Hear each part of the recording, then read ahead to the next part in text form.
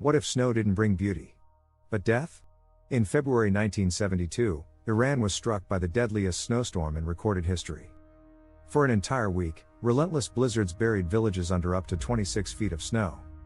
Temperatures dropped below -25 degrees Celsius, and whole communities vanished beneath the frozen weight. More than 4,000 people lost their lives. Survivors described the land as a silent grave, where homes, animals, and families disappeared without a trace. This was nature at its most merciless. Want to uncover more forgotten disasters? Subscribe to Atlas in Mysteries and explore the world's hidden tragedies.